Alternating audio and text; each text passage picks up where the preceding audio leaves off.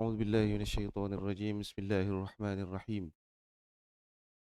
الحمد لله رب العالمين والصلاة والسلام على أشرف الأنبياء والمرسلين وعلى آله وأصحابه أجمعين سبحانك لا علم لنا إلا ما علمتنا إنك أنت العليم الحكيم ولا حول ولا قوة إلا بالله العلي العظيم رب اشرح لنا صدورنا ويسر لنا أمورنا واحلل عقدة من لساننا يفقه قولنا.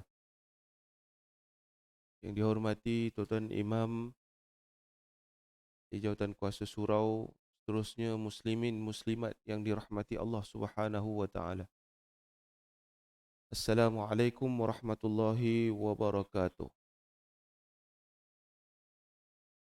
Pertama-tama sekali marilah kita sama-sama merafak dan mengaturkan rasa syukur pada Allah Subhanahu wa taala. Seterusnya selawat ke atas junjungan besar baginda Nabi sallallahu alaihi wasallam. Mudah-mudahan menjadikan asbab kita senantiasa dekat dengan Allah Subhanahu wa taala. Dan mudah-mudahan juga Allah berikan kita selari ibadah yang kita lakukan, ibadah dan juga apa-apa perbuatan seharian kita untuk Allah Subhanahu wa taala, iaitu yang pertama sekali adalah kita dapat lakukan setiap apa yang telah kita sebutkan tadi dengan ikhlas pada Allah Subhanahu wa taala. Apa berapa ramai yang kita tengok ataupun kita sendiri mungkin boleh muhasabah setiap apa amalan soleh kita yang kita buat, mungkin setakat ini ada yang betul-betul kita buat ikhlas pada Allah Subhanahu wa taala. Tapi kadang-kadang berapa ramai ataupun berapa banyak amal soleh kita yang kita buat ini, kadang-kadang kita suka biar orang nak tunjuk ataupun biar kita nak selalu biar orang nampak apa yang kita buat. Jadi ini mudah-mudahan Allah jauhkan perangai kita supaya semua apa yang kita buat ini mudah untuk orang nak tengok. Kenapa? Sebab ramai dan banyaknya masyarakat kita di kalangan yang kita sentiasa tengok. Setiap perbuatan yang dia buat, dia akan suka masuk dalam viral. Contohlah kan, kadang-kadang dia sembahyang, dia letak depan tu kat handphone dia letak tu. Ataupun kadang-kadang dia buat amal soleh dia suka status WhatsApp, Facebook dan sebagainya. Kadang dia bukan amal soleh pun, dia nak kentut, dia nak terberak pun dia masuk dalam Facebook. Contohlah, Alhamdulillah, hari ini boleh kentut. Agaknya seminggu tak boleh kentut agaknya. Contohlah kan. Ini mudah-mudahanlah jangan kita amalkan kebiasaan apa yang kebiasaan masyarakat buat zaman sekarang ini, mudah diberikan maklumat itu kepada orang luar. Sebab itu disebut di dalam hadis sahih mengatakan akan sampai masa nanti pada waktu yang akan datang, ketika mana semua urusan-urusan rumah kita akan diketahui umum. Ataupun urusan dalam rumah ataupun keluarga kita akan mudah diketahui umum. Jadi ini berlaku ketika mana zaman sekarang ini yang adalah mungkin zaman tersebut telah muncul, iaitu setiap apa yang kita buat walaupun kita duduk dalam rumah, orang tak nampak kita. Tapi semua orang boleh tahu dengan amal ataupun perbuatan yang kita sebarkan menggunakan apa yang disebut dengan media sosial. Juga disebutkan di dalam hadis-hadis sahih yang lain, pernah menyebutkan bahawa zaman tersebut akan kita lihat ramainya kathirun minan nasi khutbah. Di hujung ataupun muncul zaman tersebut juga akan dilihatkan oleh Allah Subhanahu wa taala ramai manusia akan panjang ataupun dipanggil ramainya pada waktu tu orang yang pandai berkhutbah ataupun berceramah, tapi qalilun minal ulama, iaitu pada waktu tersebut orang yang pandai ceramah waktu tu tapi dia tak alim pun. Ketahuilah bahawa sekarang ini adalah zaman orang yang banyak orang alim pada zaman Nabi yang Nabi sebut tersebut, tetapi kurangnya orang yang pandai khutbah ataupun pandai berceramah. Ini antara tanda-tanda yang selarinya kita pada zaman yang disebutkan tanda-tanda kiamat yang ada seperti kita pernah bacakan insya-Allah pada pertemuan yang akan datang di dalam buku ni, iaitu peristiwa kiamat dan juga yang dipanggil dengan kitab yang kita bacakan bermula pada pertemuan yang lepas, iaitu Malaikat Israfil dan peristiwa hari kiamat. Jadi insya-Allah pada pertemuan kita pagi ini kita akan sambung kembali pertemuan yang membicarakan berkenaan dengan tajuk Malaikat Israfil dan juga peristiwa hari kiamat yang sebenarnya sedang menunggu, dan apa yang kita hanya buat persediaan adalah jangan kita menunggu saat-saat iaitu tanda kiamat tu muncul semua, tak. Tetapi dengan apa yang kita perlu buat, iaitu perlunya kita kepada persediaan amal soleh kita sebelum apa yang disebutkan di dalam hadis-hadis tadi tu akan muncul, sehinggalah betul-betul tanda kiamat yang besar akan tiba. Sebab apa? Sebab zaman sekarang banyaknya orang tunggu semua tanda kiamat tu betul jadi baru nak buat amal soleh. Semata-mata nak tunggu tanda kiamat tu tak boleh kalau kita tak ada apa-apa amalan. Dia kena semua amal soleh keluar barulah boleh kita layak nak tunggu semua. Nak tunggu tu tak menjadi kesalahan, tapi jangan kita terlalu taksub. Hanya kita nak menunggu sahaja. Tetapi apa yang kita siap sedia dengan amal soleh, kita tak buat apa-apa. Ini kita minta jauh.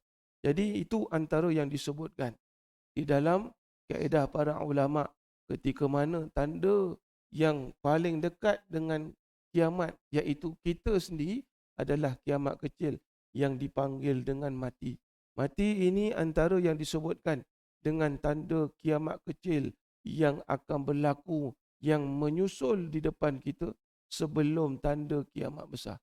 Sebab itu kita kena senantiasa buat persiapan, senantiasalah kita untuk bersama-sama dengan apa yang kita ada sebelum kita akan masuk kepada alam yang dipanggil dengan kiamat besar. Bismillahirrahmanirrahim. Qala al-musannifu rahimahullahu ta'ala wa nafa'ana bi'ulumihi wa iyyakum fid dharain amin.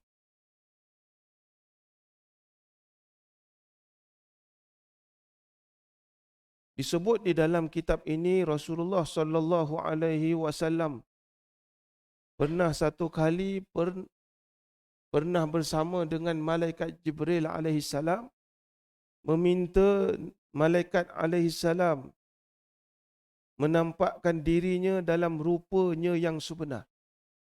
Lantas Jibril berkata, kamu tidak akan sanggup bertahan melihatku. Rasulullah sallallahu alaihi wasallam tetap memaksa. Namun aku tetap sangat ingin kamu melakukannya. Jadi ini pernah kita bicarakan pada pertemuan yang lepas. Nabi sallallahu alaihi wasallam pernah berkeinginan untuk melihat wajah ataupun watak yang ada pada malaikat Jibril alaihissalam, nak menunjukkan bahawa malaikat Israfil ini adalah salah satu kumpulan yang bersama malaikat-malaikat besar dengan malaikat Jibril. Malaikat Israfil kebiasaannya akan berganding dengan malaikat Jibril. Ke mana-mana malaikat Jibril akan pergi sekiranya dia akan turun berdua. Malaikat Jibril kalau dia turun dekat bumi, kalau Allah perintahkan dia bersama dengan malaikat yang lain, dia akan turun dengan malaikat Israfil. Cuma disebutkan dalam hadis ini, antara rupa malaikat Israfil ini disebut dalam hadis yang lepas, kita tak habis lagi baca.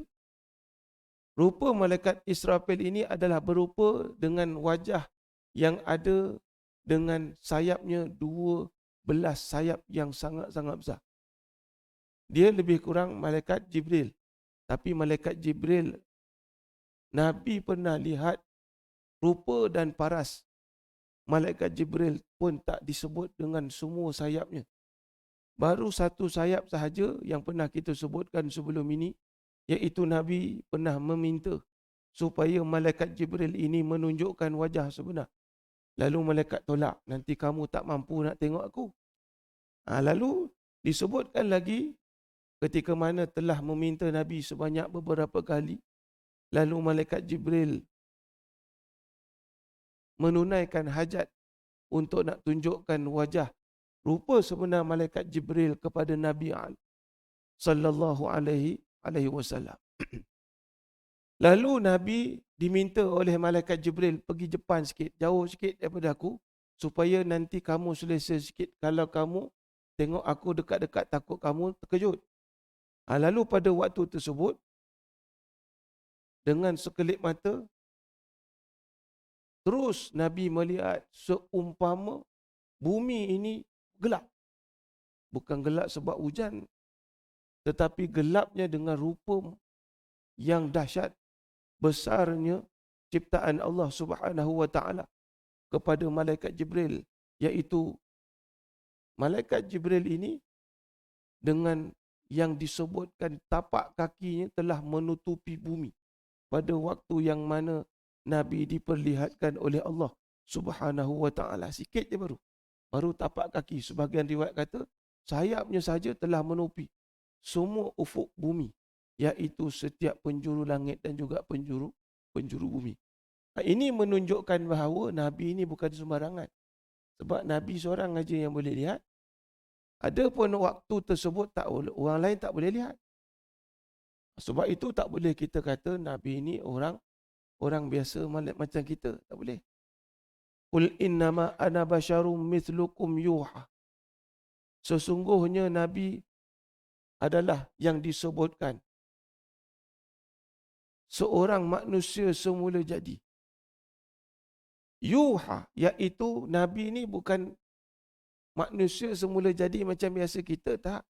Tetapi Nabi ini diberi wahyu, iaitu Allah boleh bagi dia alam ghaib, diperlihatkan, dan juga Allah bagi wahyu yang tidak ada pada manusia biasa, yang tak boleh mulut kita kata Nabi ini manusia biasa mutlak macam tu, tak boleh. Tak boleh.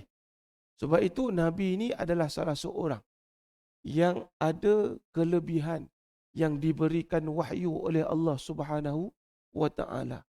Sebab itu kadang-kadang zaman kita ni ada yang suka sangat merendah-rendahkan, dipanggil kemuliaan yang ada pada karamah waliullah. Contohlah, kemuliaan yang ada pada orang yang dimuliakan oleh Allah seperti wali-wali, para alim ulama, tok-tok guru dan sebagainya.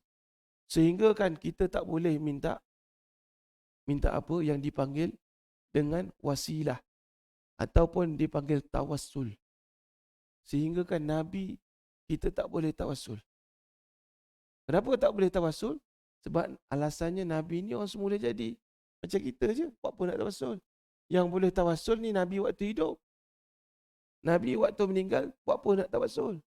Sebab buat apa? Nabi dah dalam tu mana ada apa-apa kemuliaan. Oh, dia cakap macam tu. Zaman sekarang macam tu ada. Dia mula menafikan sikit-sikit kemuliaan yang ada pada Nabi. Sedangkan ibtaru ilaihil wasilah disebutkan dalam surah Al-Ma'idah juzuk yang ke-6. Ketika mana, wahai orang-orang yang beriman, hendaklah kamu mengambil wasilah ataupun jalan yang boleh mendekatkan kita kepada Allah Subhanahu wa ta'ala. Apa jalan dia? Iaitu kita boleh, salah satunya tawassul dengan berselawat. Selawat tu juga tawassul. Sebab apa? Dia juga adalah antara kaedah untuk mendekatkan diri kita kepada Allah Subhanahu wa ta'ala. Ini antara yang disebutkan. Jangan kita merendah-rendahkan kemuliaan pada orang-orang yang alim. Sehingganya kita mendengar cerita-cerita orang alim yang dia diletakkan satu kemuliaan, boleh melihat ataupun boleh merasai keagungan Allah dengan menjadikan satu-satu kelebihan yang muncul kepada dia, kita menafikan kemuliaan tersebut. Contohnya pernah kita sebutkan sebelum ini, orang-orang yang alim, para alim ulama zaman dulu termasuklah Imam Syafi'i, Imam An-Nawawi. Dia boleh menulis kitab satu hari boleh tebal, lebih tebal daripada buku Yasin ni. Orang dululah lebih tebal dan boleh buat dalam satu malam. Ini antara yang mustahil bagi kita sekarang ni. Tapi ada juga yang menafikan. Imam Syafi'i khatam 60 kali sebulan pun ada yang menafikan. Ini semua ni ada orang-orang yang macam ni. Kadang-kadang orang yang menafikan kemuliaan Rasulullah sallallahu alaihi wasallam pun ada. Ini kita minta jauhlah daripada perbuatan-perbuatan sedemikian. Sunnah Nabi menyebut sifat Israfil alaihi salam daripada Abdullah bin Rabah bahawasanya Ka'ab pernah bertanya pada Aisyah radhiyallahu anha, apakah kamu pernah mendengar Rasulullah sallallahu alaihi wasallam berbicara tentang Israfil alaihi salam? Kita biasa mendengar sifat malaikat Jibril, tetapi kita jarang mendengar sifat malaikat Israfil.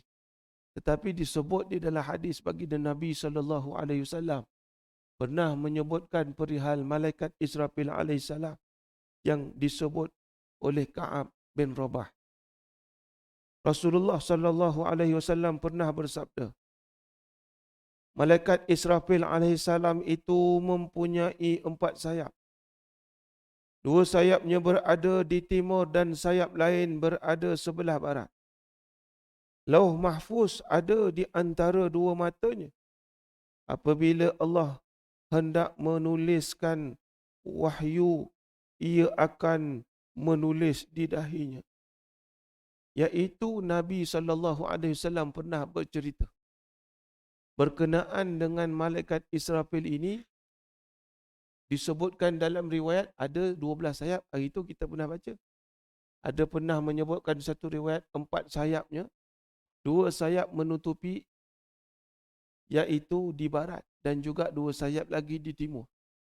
Dan ketika mana Rasulullah sallallahu alaihi wasallam pernah ketika diletakkan satu kaedah, waktu Allah Subhanahu wa taala sebelum menurunkan wahyu kepada Nabi sallallahu alaihi wasallam, Allah akan tuliskan wahyu itu sementara belum turun kepada Nabi sallallahu alaihi wasallam. Allah akan tuliskan dulu di dahi malaikat Israfil alaihissalam. Jadi ini wallahu ta'ala alam. Kita tak tahu macam mana kaedah yang dituliskan. Ini juga adalah selayaknya bagi Allah Subhanahu wa ta'ala tanpa kita bicarakan selebihnya kaedah yang betul ketika dituliskan wahyu itu di dahi malaikat Israfil alaihissalam. Sama jugalah kaedahnya Ar-Rahman al-Arshistawa, iaitu Allah Subhanahu wa ta'ala ini bersemayam. Sebahagian riwayat mengatakan kekuasaannya bersemayam di atas arasy, iaitu sebahagian riwayat dalam tafsir mengatakan Allah bersemayam di atas arasy itu selayaknya Allah, iaitu juga kekuasaan Allah Subhanahu wa taala itu adalah berada di arasy Allah Subhanahu wa taala. Itu juga sebahagian para ulama menyatakan itu adalah selayaknya. Yang kita tak perlu bincang lebih jauh adalah itu adalah kelayakan bagi Allah Subhanahu wa ta'ala. Disebutkan lagi, sesungguhnya ada satu malaikat pemikul arasy bernama Israfil alaihissalam. Satu sudut arasy berada di bahunya. 2 kakinya tertancap di bumi pada kedalaman lapisan ke-7. Kepalanya berada di langit ke-7.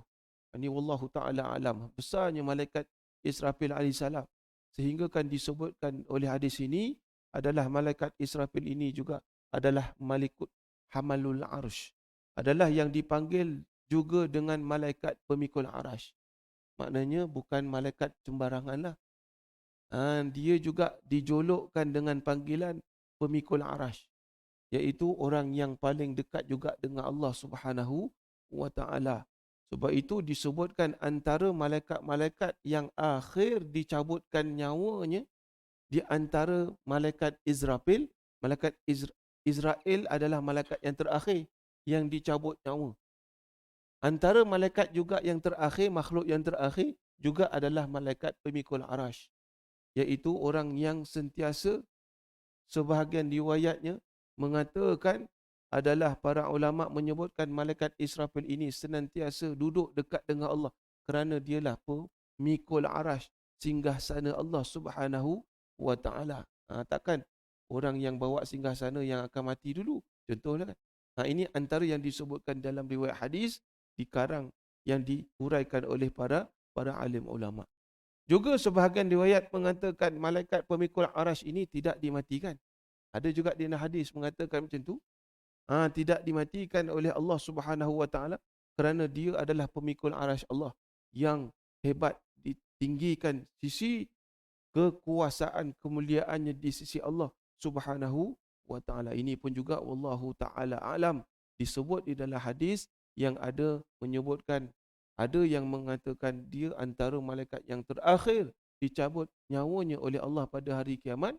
Ada yang mengatakan riwayatnya tidak dicabut oleh Allah Subhanahu wa taala, iaitu malaikat pemikul arash. Ini wallahu taala alam, adakah semua malaikat Israfil ataupun semua malaikat pemikul arash ini dicabut oleh Allah Subhanahu wa taala nyawanya pada hari kiamat nanti? Itu selayaknya kita serah juga kepada Allah Subhanahu wa taala. Yang paling tepat ilmunya, yang kita hanya boleh sampaikan adalah hadis-hadis yang telah disebutkan oleh baginda Nabi sallallahu alaihi wasallam.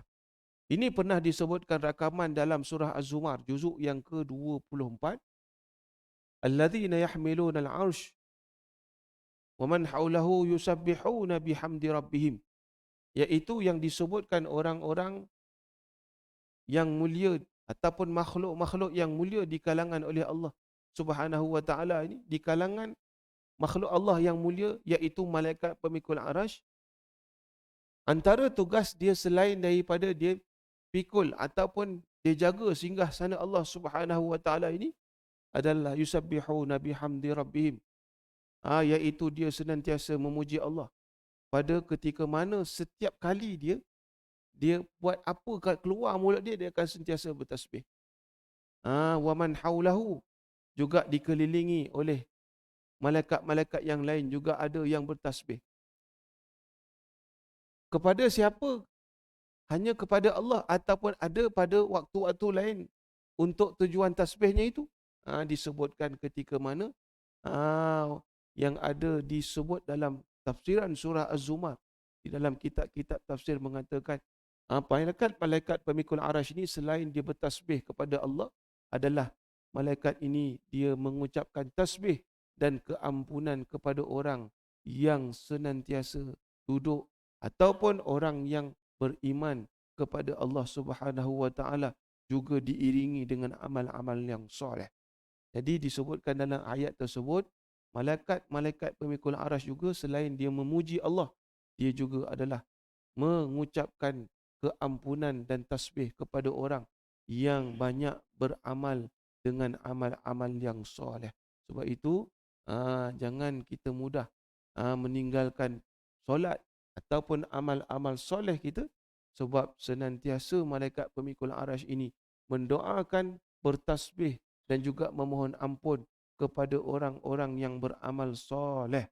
Walaupun orang yang buat amal soleh ini kadang-kadang ada kesalahan dia.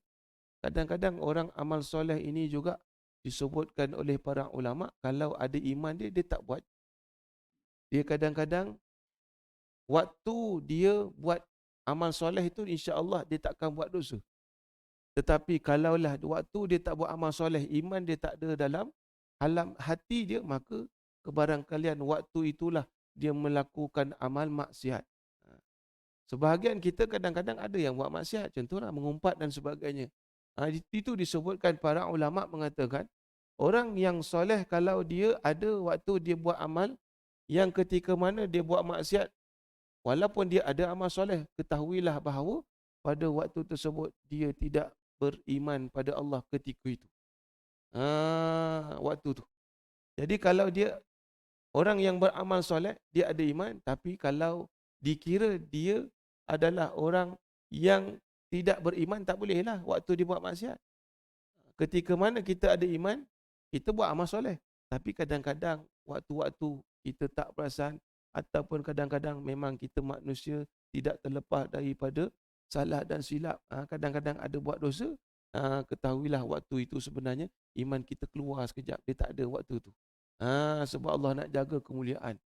Sehingga kan pada waktu disebutkan dalam kitab Al-Hayawat Al-Kubra, Disebutkan di dalam kitab Al-Hayawanat Al-Kubra berkenaan dengan haiwan-haiwan yang diceritakan oleh para ulama di dalam kitab tersebut, ketika mana haiwan-haiwan yang diburu oleh manusia, yang disembelih oleh manusia, ketika itu ketahuilah bahawa pada waktu Allah mengizinkan binatang itu ditembak ataupun dibunuh ataupun disembelih, ketahuilah bahawa pada waktu itu haiwan tersebut tidak bertasbih kepada Allah Subhanahu wa taala. Ini kajian para ulama.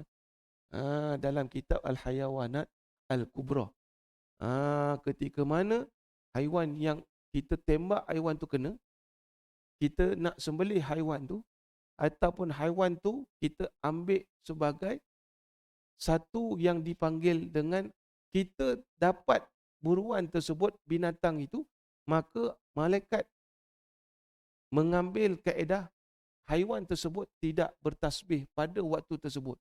Maknanya menunjukkan bahawa haiwan ini mulut dia, walaupun kita nampak dia haiwan, sebenarnya dia sentiasa memuji dan bertasbih pada Allah Subhanahu wa taala. Ini dikaji oleh para ulama sehingga kan waktu diizinkan oleh Allah binatang itu dapat diburu ataupun disembelih sekalipun adalah kerana saat tersebut ketika dia tidak bertasbih memuji Allah Subhanahu wa taala. Ini adalah sebab musabab sahaja yang dikaji oleh para ulama.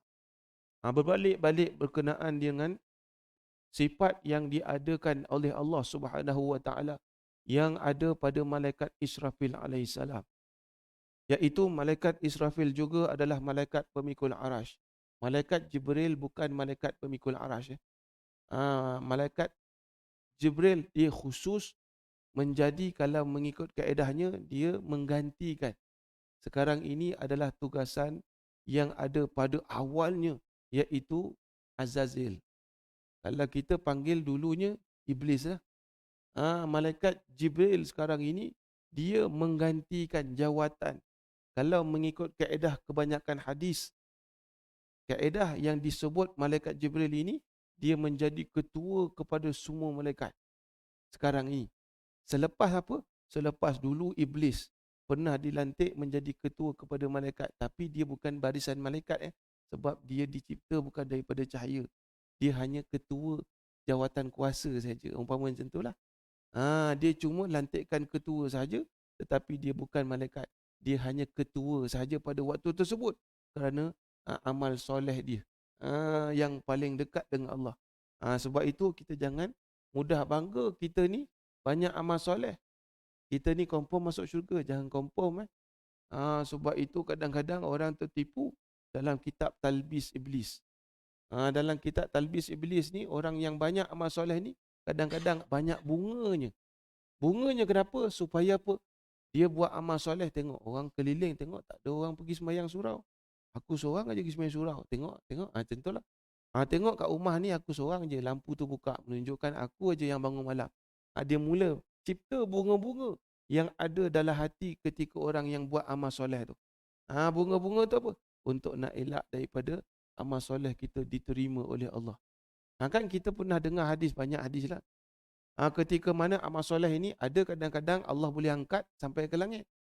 Ada kadang-kadang Allah boleh angkat sejengkal je. Sejengkal tu dan ke atas antaranya siapa? Orang yang beramal soleh tapi dia ada riak. Contohlah. Ataupun apa? Apa amal soleh yang paling cepat dia terhapus? Adalah amal soleh yang ketika mana orang yang beramal soleh itu, antara yang mudah hilang dia punya pahala adalah orang yang menderhakai kedua ibu bapa. Itu juga antara yang disebutkan di dalam hadis. Seterusnya, wahai Jibril, adakah kiamat sudah datang? Ini ditanya oleh kaedah soalan yang diguna pakai oleh pengarang kitab ini, yang diambil daripada hadis-hadis yang lain. Dia buat satu soalan. Pengarang kitab ini dia gunakan kaedah nak tanya macam mana cerita perihal lagi, adakah kiamat waktu zaman Nabi itu dah tanda-tanda keluar dah ataupun belum. Kita baca sikit lagi. Adakah kiamat sudah datang?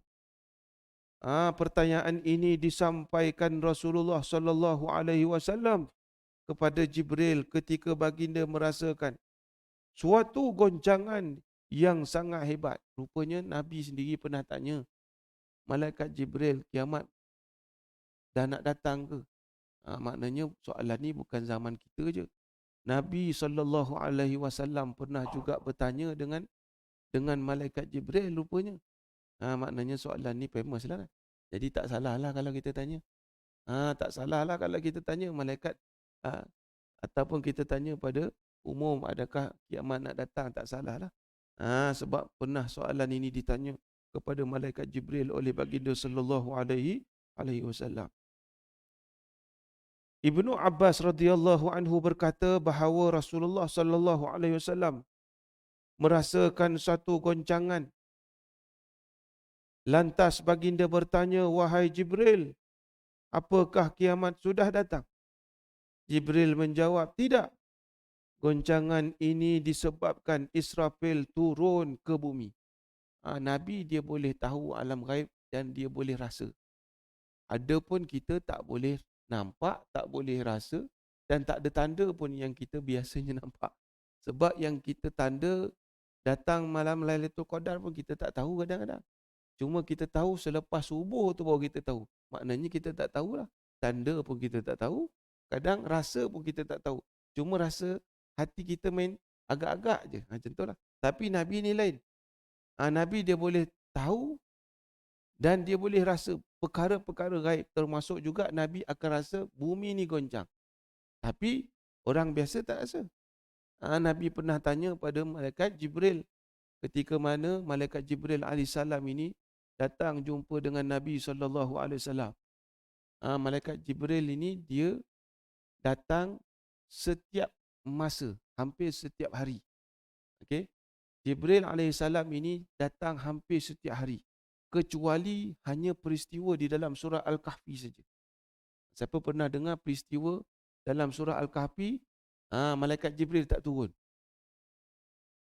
Sebahagian riwayat hadis mengatakan hampir hari-hari ataupun paling kurang 3 hari sekali malaikat Jibril akan turun jumpa Nabi. Kecuali cerita dalam peristiwa surah Al-Kahfi. Siapa yang pernah dengar, dia tahulah. Cerita dalam surah Al-Kahfi ini, ketika Nabi SAW tunggu malaikat Jibril datang jumpa Nabi, dalam riwayat lebih daripada 3 hari, dalam riwayat kata lebih daripada 14 hari. Kenapa? Sebab Nabi terlupa sebut insya-Allah je. Nabi terlupa sebut insya-Allah je. Sebab orang tanya Nabi, pasal siapa yang disebut dengan gelaran raja yang akan turun ketika mana dia boleh menakhluki bumi pada waktu nak dekat hujung-hujung dunia nanti.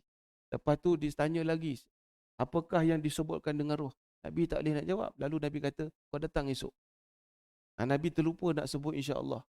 Maknanya perkataan insya-Allah ini kita digalakkan sebut. Sebab Nabi terlupa sebut insya-Allah je. Allah nak ajar tapi tak berdosa. Sebab sifat mustahil bagi Nabi dan Rasul adalah berdosa dengan Allah Subhanahu Wa Taala. Sebab itu jangan kita percaya kalam-kalam yang mengatakan Nabi dan Rasul ini ada dosa. Jangan percaya. Sebab sifat mustahil bagi Nabi dan juga Rasul adalah berdosa. Sebab Nabi dan Rasul adalah maksum. Ini sepakat jumhur ulama. Jadi Nabi hanya peristiwa dalam kisah surah Al-Kahfi je. Dalam riwayat malaikat Jibril tak turun-turun. Sebab Allah nak ajar Nabi. Supaya jangan lupa sebut insya-Allah. Jadi ketika mana nak disebutkan balik dalam hadis ini, malaikat Jibril alaihissalam maknanya sentiasa bersama dengan Nabi SAW hampir hari-hari. Ketika Nabi SAW pernah bertanya pada malaikat Jibril, aku pernah rasa sebelum ni goncangan dekat bumi ni nak dekat kiamat ke? Nabi tanya dekat malaikat Jibril. Lalu malaikat Jibril kata tak. Sebenarnya apa yang kamu rasa itu adalah kesan daripada malaikat Israfil alaihissalam ketika mana dia hendak turun ke bumi. Malaikat Israfil ni juga dia ada tujuan dan tugasan lain selain daripada dia tiup sangkakala. Macam malaikat Jibril jugalah. Malaikat Jibril ni dia bukan hanya turun wahyu aja. Dalam hadis yang pernah menyebutkan juga, malaikat Jibril ini dia adalah pasukan ketika mana yang turunkan bala dekat muka bumi juga, antara ketua pasukan dia adalah malaikat Jibril. Malaikat Israfil bukan hanya ah, nak tiup sangkakala je, tak. Dia selain itu dia memikul arasy Allah Subhanahu wa taala, dan juga sebahagian riwayat mengatakan malaikat Israfil ini dia akan tunggu setiap apa yang ada dekat muka bumi ini. Pada waktu itu dia nak tengok ada orang beriman lagi tak dekat muka bumi. Kalau ada orang beriman, tak boleh lagi kiamat. Itu tanda aras ukur dia. Kalau ada, tak boleh lagi. Kalau tak ada, orang yang beriman dekat dunia, walaupun satu zarah disebutkan iman dia dalam hati, maka dia dah tahu tugasan dia akan bermula, iaitu dia akan tiup sangkakala pada waktu tersebut. Ini antara kebiasaan malaikat-malaikat ni, dia nak tengok tugasan dia dah sampai ke belum, dia buat macam tu. Malaikat Israel contohlah.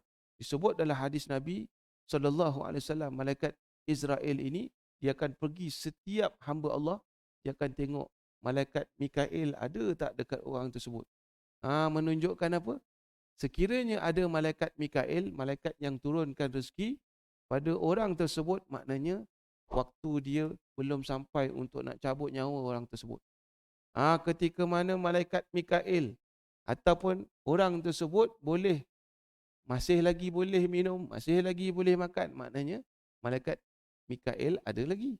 Kalau dah tak boleh langsung nak terima, semua yang ada diberikan kepada dia, maka malaikat Mikail akan tak duduk dah dekat situ. Malaikat Israel akan mula ambil alih tugas untuk mencabut nyawa orang-orang yang telah diizinkan oleh Allah untuk dicabut nyawa. Seterusnya, athar sahabat yang menyebut tentang Israfil alaihissalam. Antara kata-kata sahabat banyak menyebutkan tentang malaikat Israfil alaihissalam. Sama ada daripada ahli kitab yang kemudiannya masuk Islam seperti Ka'ab bin Al-Ahbar, ataupun orang-orang Muslim lain serta para ahli hadis. At-Taharani menyebut dalam kitab Al-Awsat dan kitab-kitab lain daripada Abdullah bin Harith, aku pernah bersama Aisyah radhiyallahu anha, kemudian bersama kami pula ada Ka'ab bin Al-Ahbar. Lantas Ka'ab berbicara tentang Israfil alaihissalam. Aisyah pun berkata, wahai Ka'ab, ceritakan kepada kami tentang Israfil alaihissalam. Ka'ab kemudian berkata, kamu mempunyai ilmu. Aisyah berkata, benar, tapi ceritakanlah kepada kami. Banyak hadis yang disebut oleh Nabi SAW berkenaan dengan malaikat Jibril, tetapi kurang sangat cerita berkenaan dengan malaikat Israfil. Tetapi Aisyah radhiyallahu anha dia tahu, di antara sahabat-sahabat Nabi ni ada orang yang dia alim ataupun ulama dalam kitab-kitab terdahulu, iaitu kitab-kitab Injil dan juga Taurat yang ada sezaman dengan Nabi SAW. Antaranya Ka'ab bin Al-Ahbar. Dia dulu antara orang yang kuat beragama dalam agama Yahudi. Ketika dia sangat-sangat dipengaruhi dan juga dia sangat-sangat hafal dia kitab-kitab terdahulu, sehingga kan Aisyah ini dia nak tahu juga ada tak cerita yang ada di dalam kitab-kitab dulu sebelum adanya Al-Quran. Lalu Ka'ab bin Al-Ahbar ni dia rendah diri, dia kata kamu lagi tahu. Lalu Aisyah kata tak apa, cerita je apa-apa yang kamu tahu berkenaan dengan perihal malaikat Israfil. Lalu Ka'ab berkata Israfil alaihissalam adalah malaikat yang mempunyai 4 sayap. 2 sayap berada di udara, 1 sayap sudah digunakan dan 1 sayap berada di bahunya. Apabila wahyu turun, ia menuliskan dengan pena. Kemudian setiap malaikat mempelajarinya. Sedang malaikat sangkakala ini berada di bawah mereka. berdiri di atas satu lututnya, sedang lutut yang lain tertegak. Ia dalam keadaan bersiap sedia untuk bertiup sangkakala. Merendahkan badannya, Israfil alaihissalam dilihat sedang mengepakkan sayapnya, memegang sangkakala, bersiap untuk meniupnya. Ini antara salah satu riwayat hadis yang disebut dalam Ka'ab bin Al-Ahbar, yang juga dia pernah dengar Nabi SAW bercerita berkenaan dengan sifat malaikat Israfil alaihissalam, iaitu selain daripada malaikat Jibril alaihissalam, rupa-rupanya malaikat Israfil ini juga dia mengambil kaedah membantu, iaitu menulis setiap wahyu yang akan sampai kepada malaikat Jibril alaihissalam. Oh, rupa-rupanya macam tu. Maknanya kalau kita tahu malaikat Jibril dia tukar sampai wahyu terus pada Nabi SAW. Rupanya kalau kita nak tengok kaedah-kaedah yang ada disebut dalam hadis sebenarnya telah diamalkan oleh manusia. Ketika mana kita orang-orang besar ni ada setiausaha dia, tukang tulis. Sama juga istana. Contohlah bersemayam atas arash, iaitu Allah Subhanahu Wa Taala. Kita tak ceritalah kehebatan Allah tu memang tak boleh tanding. Tapi nak kita kiaskan, seumpama dalam istana, raja biasanya dia akan ada setiausaha dia. Untuk dia titah, setiap titah dia akan ditulis dulu. Sebelum sampai kepada orang bawah. Siapa yang tukang menulis wahyu ataupun apa yang Allah sebut selalu yang ada di langit, selain daripada yang kita dengar, yang turunkan wahyu, iaitu malaikat Jibril.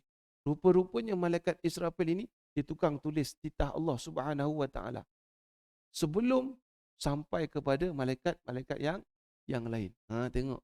Rupanya malaikat Israfil ini adalah orang dekat dengan Allah Subhanahu Wa Taala. Rupanya dialah yang menulis setiap titah Allah sebelum sampai kepada malaikat, dan malaikat akan bawa kepada Nabi sallallahu alaihi wasallam. Sebab itu kalau kita pernah dengar malaikat Jibril alaihissalam sendiri dia bukan senang nak naik jumpa Allah.